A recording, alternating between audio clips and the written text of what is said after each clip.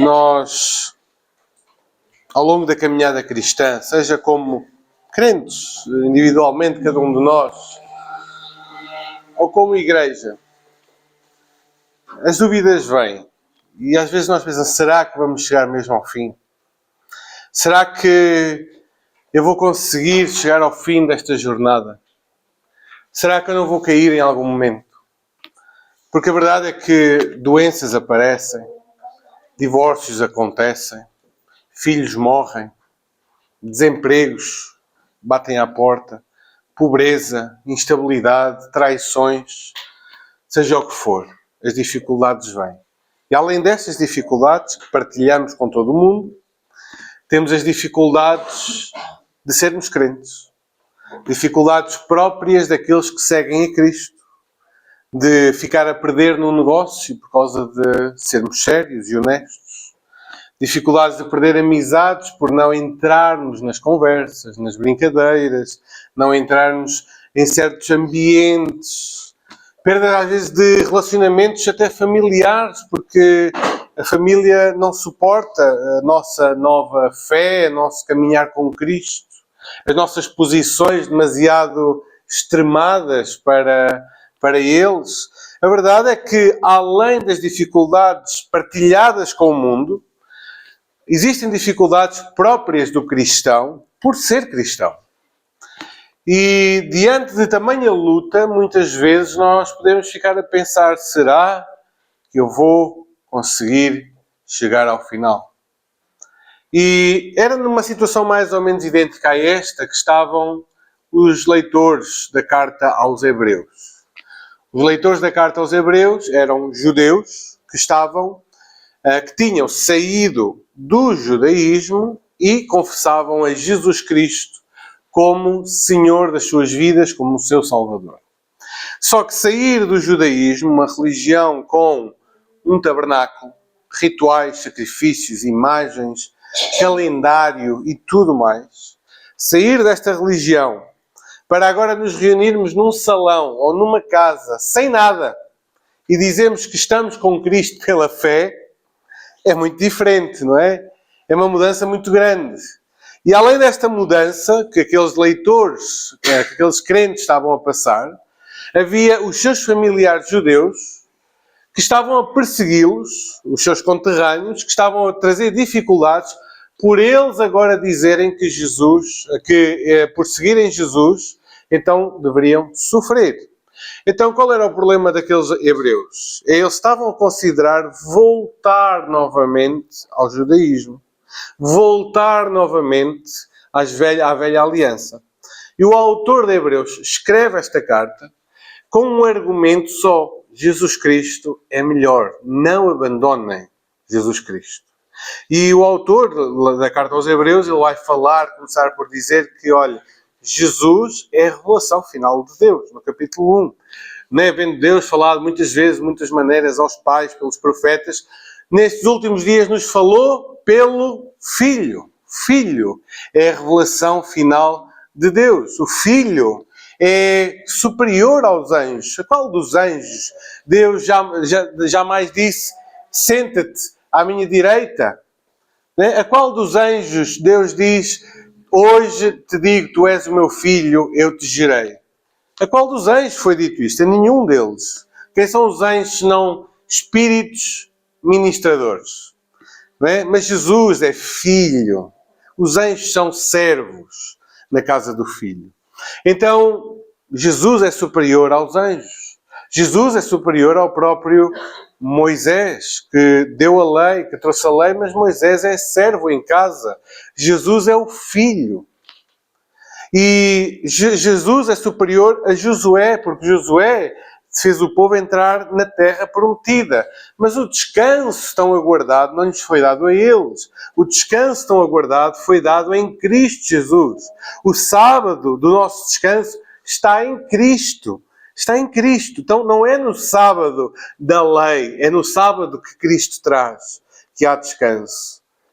Então o autor vai argumentando e construindo o seu argumento, mostrando que Jesus é melhor, é maior, é superior a qualquer coisa da antiga aliança para a qual eles estavam a considerar voltar. Incluindo, Jesus é muito superior na sua obra, não só na sua pessoa, mas na sua obra. O tabernáculo, por exemplo, é uma sombra do verdadeiro tabernáculo que está nos céus.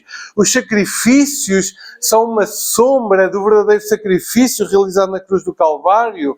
Os cordeiros, os bodes, os touros são nada comparado com o valor do sangue de Jesus derramado na cruz em nosso favor. As promessas da antiga aliança são uma sombra pálida das gloriosas promessas trazidas pelo Filho, promessa de vida eterna, de perdão completo dos nossos pecados, de aceitação diante de Deus, de sermos filhos de Deus. Promessas muito maiores e muito superiores.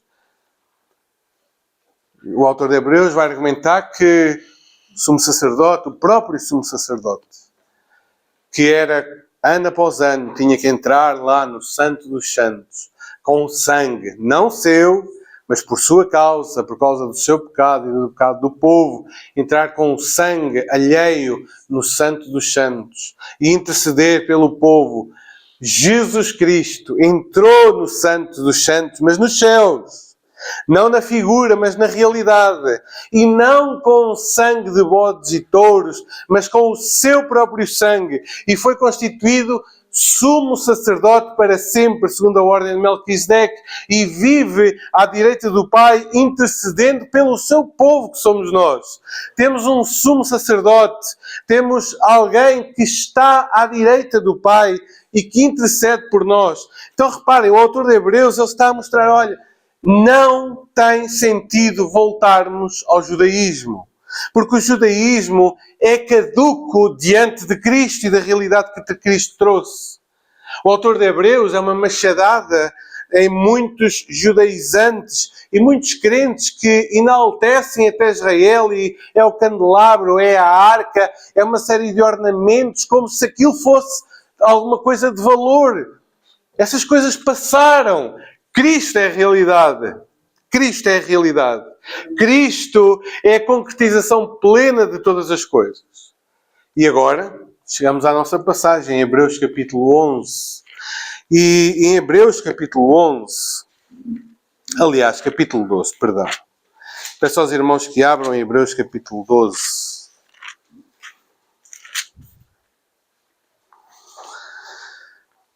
O autor tem estado a falar no capítulo 11 sobre os heróis da fé.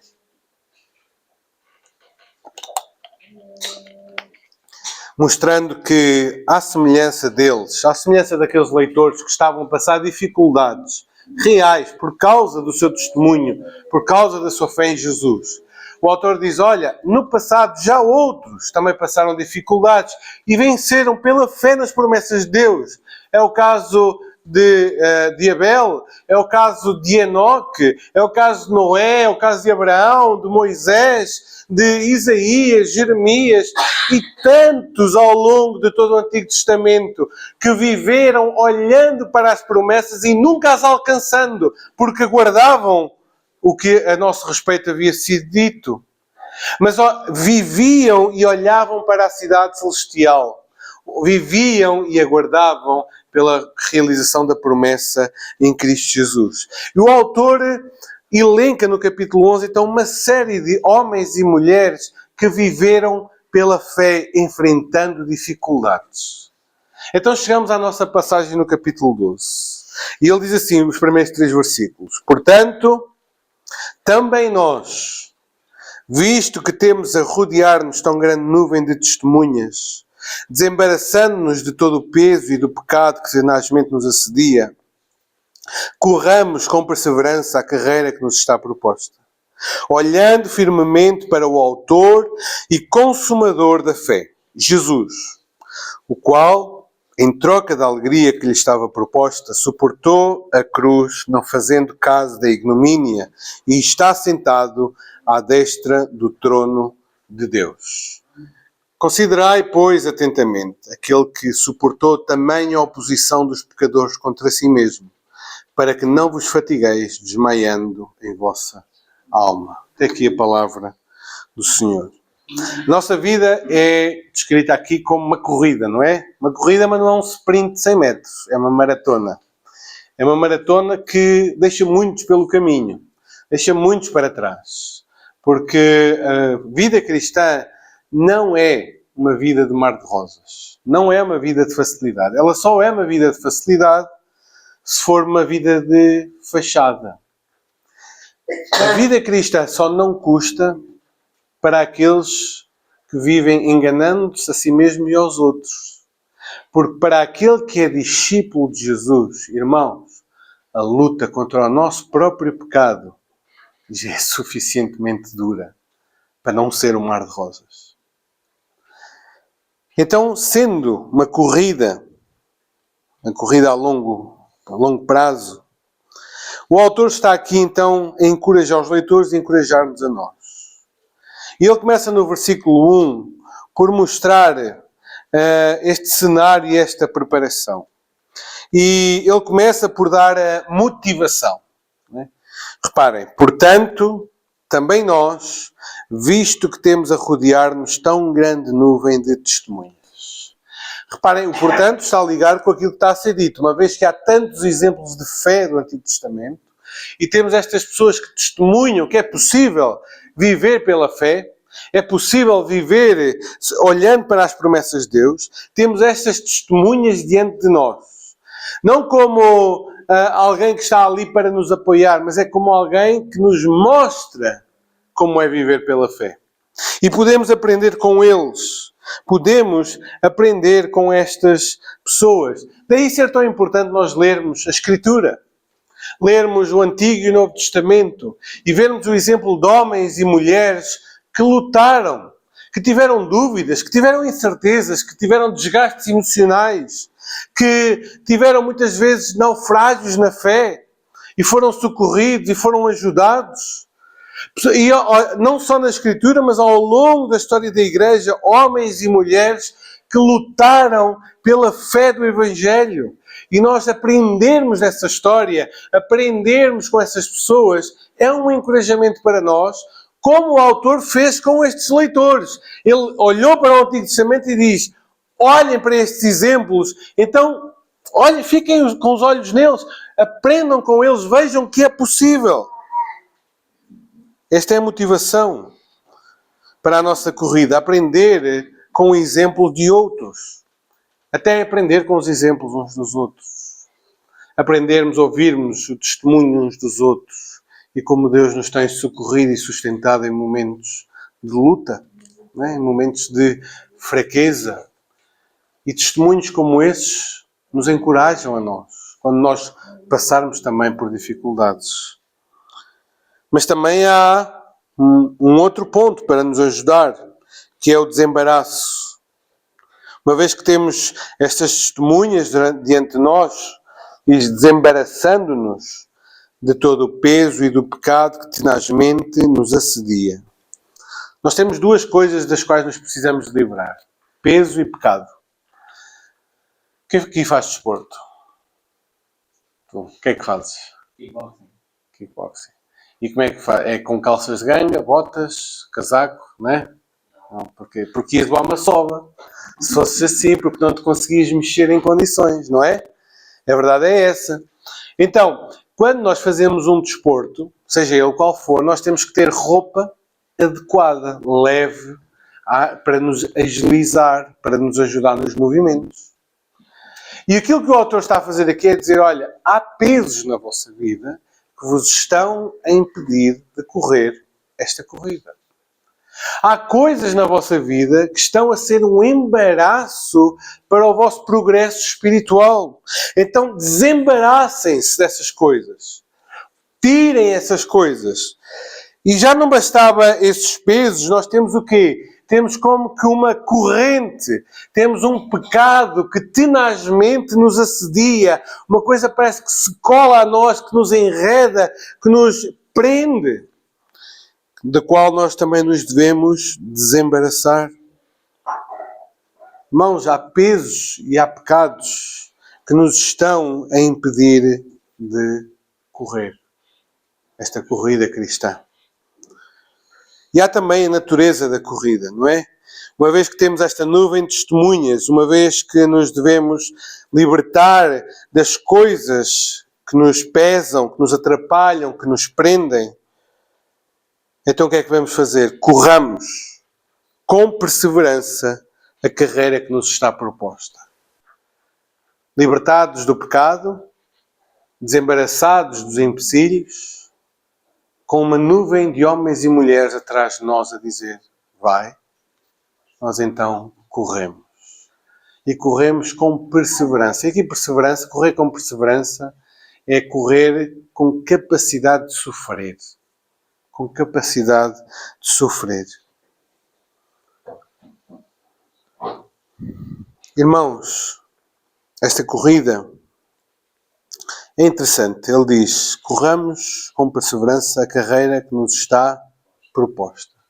Não fomos nós que a escolhemos. Não fomos nós que a criámos. Foi Deus que nos apresentou. Este é o caminho para ti. Agora corre. Esta é a tua pista de corrida. Agora corre. Né? Foi-nos proposta, foi-nos colocada diante de nós.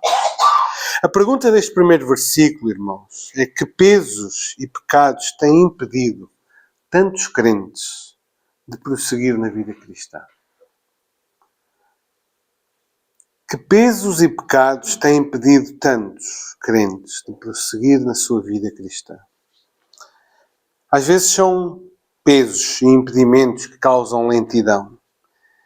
Interesses legítimos, mas excessivos. O desporto, não é? É um interesse legítimo, mas levado ao extremo pode nos impedir de ter uma vida cristã saudável. Passatempos. O cuidado da nossa própria casa. As irmãs, não é? Nós vamos ter sempre tudo limpo e arrumado, e as flores, e os naprons, e a sala bem ajeitada, e tudo, meia roupa passada, e é todo dia a trabalhar. Mas este zelo legítimo pode estar a ser excessivo a ponto de nos impedir de crescer na fé em Cristo Jesus. Roubando-nos tempo de leitura, de oração, de serviço aos irmãos. Nós, por exemplo, não sei aqui, mas lá na minha terra, não é? Uma coisa que rouba muito tempo a muitos crentes é a terra, a horta. Há muito trabalho. E os animais, e a cuidar do porco e das galinhas, e as couves, e as alfaces e tudo mais. E os dias passam, e as semanas passam, e a leitura bíblica quase não existe, e a oração quase não existe. Mas certamente os irmãos têm outras ocupações que se estão a tornar um peso no vosso progresso cristão. Os hobbies, os cursos, as formações, as ambições profissionais, um estilo de vida. O que é certo é que há coisas que são boas. Eu não estou contra elas, são legítimas. Mas se não nos acautelarmos, irmãos, elas roubam-nos força e foco a ponto de não termos mais capacidade de termos um relacionamento com Deus. A cultura do entretenimento, irmãos, está-nos a roubar tempo com Deus. Nós vemos não só jovens, mas muitos jovens, mas jovens e não jovens, que passam horas a olhar para um ecrã. E as irmãs mais velhas, os irmãos mais velhos estão a pensar, pois é, esta geração perdida. Mas horas de ecrã também são as tardes da Júlia. Também são horas de ecrã. E as novelas à noite também são horas de ecrã. É um problema que atinge a todos. E não é que haja mal numa dessas coisas. O mal está nas horas infinitas que nós perdemos durante um ano inteiro. Que todas somadas dava se calhar semanas ou meses que poderíamos estar a fazer coisas tão mais úteis e proveitosas para a glória do nosso Deus, para o nosso crescimento espiritual. Que coisas, irmãos, têm sugado a nossa vitalidade, a nossa força para buscar ao Senhor, para ler a Sua Palavra, para uma vida de oração, para serviço no Reino. Quantas coisas na tua vida competem com a tua corrida cristã? Quantas? Te sugam a força e são um peso na tua corrida cristã. Ou se calhar nem são pesos, são pecados mesmo, não é? Pecados de estimação que nós teimamos em não deixá-los, em não confessá-los. Pecados sexuais que têm um poder enorme de nos enredar. Ninguém pensa aqui que é mais forte que ninguém, porque o homem mais forte, Sansão, caiu por causa do seu coração enredado pelo relacionamento sexual. O homem mais sábio, Salomão, foi enredado pelo mesmo pecado. Ninguém aqui pensa que é de ferro, que a mim não me acontece. Irmãos, acautelai-vos. Acautelai-vos. Pecado da avareza, não é? Que nos consome por dentro. São as carreiras, os trabalhos, as formações. É tanta coisa que nos levam a cair, como caíram Ananias e Safira, como caiu Acã. A pergunta que cada um deve fazer é: o que é que me tem atrasado ou impossibilitado de caminhar com Deus? O que é que te está a impedir? Porque eu sei, e os irmãos sabem, e Deus sabe, que há impedimentos nas nossas vidas. Há coisas que nos pesam e que precisam de ser abandonadas. Há um autor russo chamado Dostoiévski que escreveu um livro, um pequeno romancezinho chamado Noites Brancas. Ele fala de um sonhador. Que alguém, é um livro que nos abre os olhos para as expectativas e para as ilusões que nós criamos muitas vezes. E lá, a certa altura, esse sonhador, ele encontra uma moça e em 4 dias apaixona-se por ela e já idealiza toda a sua vida com ela. Mas a certa altura do livro, ele a conversar com ela, diz que se pergunta: onde é que tu tens enterrado ou sepultado os teus melhores anos? E, irmãos, esta pergunta a mim desfez-me. Onde é que nós temos sepultado os nossos anos? Os anos de força, agora para os jovens, e de vigor. Não é?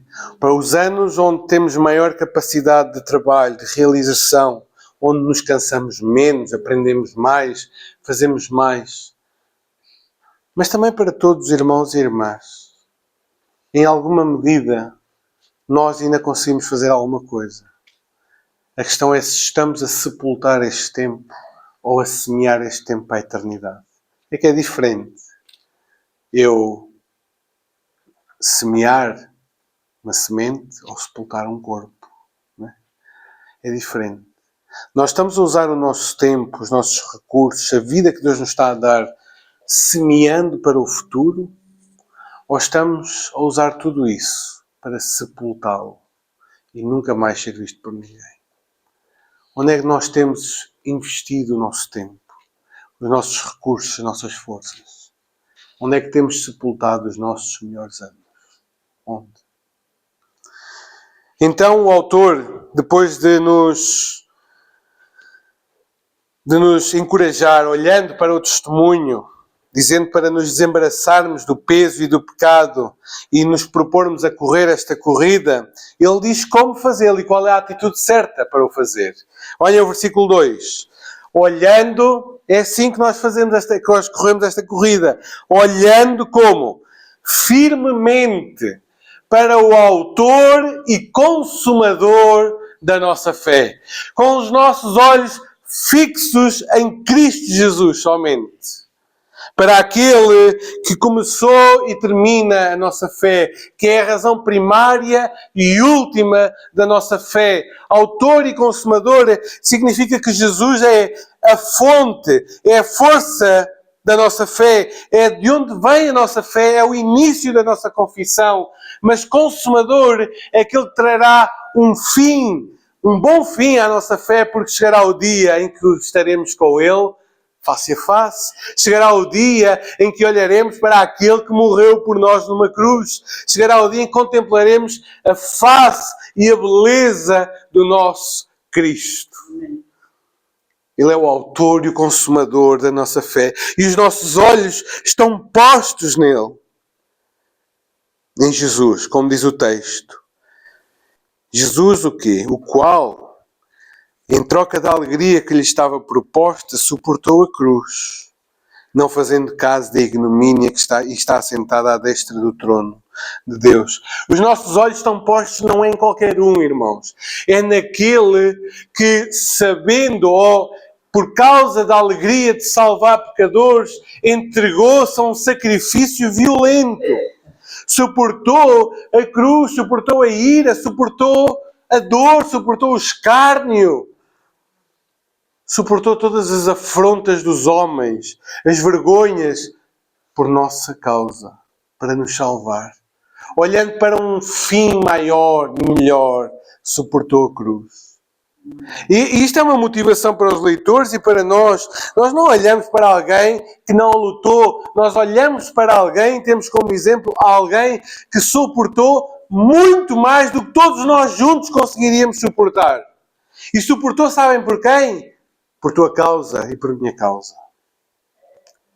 Então, olhando para ele, agora vem o versículo 13, o verbo principal.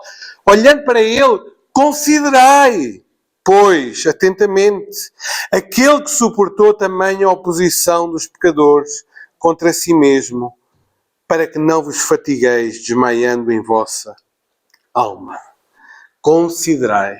Interessante, o termo considerar é um termo contabilístico, de colocar todas as coisas em cima da mesa, de pensar sobre elas. Então nós não só olhamos para Jesus como o nosso exemplo, mas consideramos todo o seu sofrimento em nosso lugar. A questão que o autor está a colocar é esta: o segredo para prosseguir na caminhada cristã, seja cada um de nós individualmente, seja esta igreja aqui no Amial, o segredo para celebrarem mais 52 ou mais 152 até que o Senhor volte, o segredo é fixarmos todo o nosso foco em Cristo, na sua pessoa e na sua obra. Aprendermos a olhar para a obra da cruz. Aprendermos a olhar para o sofrimento que foi necessário para nos salvar. Aprender a olhar para a obediência. Olhar para os frutos que emanam daquela cruz. Olhem e considerem, é este o movimento que o autor nos convida a fazer. Olhem e considerem o que Jesus fez por vocês. Como Ele suportou tamanha dor, tamanha vergonha, para que tu fosses perdoado e restaurado. Tira os teus olhos da tua conta bancária, das séries, dos Facebooks, do Instagram, das colegas, dos colegas, da pornografia, do sucesso financeiro, da boa carreira. Tira os teus olhos da família perfeita, do conforto familiar, do conforto social. Tira os teus olhos disso e coloca-os somente em Cristo. Fixa os teus olhos nele. Aprenda a olhar para Cristo. A ansiedade começa a dominar o nosso coração por alguma razão. Então nós nos lembramos da palavra do Salvador: Pai, em tuas mãos eu entrego o meu espírito. Lembramos da obra da cruz, daquele que confiou até ao último instante nos desígnios do Pai, na proteção do Pai. Pai, nas tuas mãos entrego o meu espírito. O medo das consequências de obedecer a Deus começa a apertar. E lembramos das palavras de Jesus: Pai, seja feita a tua vontade e não a minha. O rancor por alguma coisa que me fizeram começa a crescer no meu coração. A amargura começa a crescer. O ressentimento. E eu lembro as palavras do Senhor: Pai, perdoa-lhes porque não sabem o que fazem. O futuro começa a ser incerto e eu começo a pensar: como é que será a minha vida se eu seguir a Cristo? Até onde é que eu irei? O que é que acontecerá comigo, com a minha família? E eu lembro da garantia que o Senhor me dá: ainda hoje estarás comigo no paraíso. A necessidade de aprovação, seja na escola, no trabalho, está a desviar-me dos princípios cristãos, porque eu quero me dar bem com todos, afinal. Então eu olho para aquele que suportou as afrontas dos homens por minha causa. O peso e a culpa do meu pecado atormentam-me diariamente. Então eu olho para aquele que foi pendurado no madeiro, feito maldição em meu lugar, para que eu fosse declarado justo por Deus. O desânimo vem, a vontade de desistir começa a ser sentida. E eu olho para aquele que se entregou por mim, que suportou a cruz por mim, que tendo-me amado, amou-me até ao fim e ama-me até ao fim, que morreu por minha causa. Como é que eu posso desistir de Jesus? Como é que eu posso desistir daquele que já me deu acesso ao Pai? Como é que eu posso desistir daquele que se entregou à morte, que sofreu não somente as cuspidelas, as bofetadas, a coroa de espinhos, as chicotadas, os pregos nas suas mãos, mas sofreu a ira justa de Deus em si mesmo, por minha causa? Como é que eu posso desistir desta caminhada, meus irmãos? Como é que eu posso desistir se eu tiver os meus olhos fixos em Cristo, na cruz do Calvário? Infelizmente, irmãos, muitos crentes não têm corrido, mas têm-se arrastado, têm desistido de correr, porque Cristo ainda não tem sido contemplado em todas as suas perfeições. A nossa caminhada, irmãos, só chegará a bom porto, à meta, se os nossos olhos estiverem fixos no próprio Cristo. Confiando nele, esperando nele, dependendo dele, tendo todo o prazer nele. Olhem para Cristo, meus irmãos. Olhando para o autor e consumador da nossa fé. Considerai a sua obra, a sua pessoa, a sua perfeição, para que não desanimem. Considerem o tamanho do sofrimento em vosso lugar e prossigam adiante, sabendo que nele temos certeza de salvação, certeza da redenção da nossa alma, força para ir até ao fim da nossa jornada neste mundo. Estamos num dia de aniversário. Porquê é que nós chegamos aqui? Porque Cristo nos garantiu isso. E como é que sabemos que conseguiremos chegar ao fim? Porque é Cristo quem continua a garantir.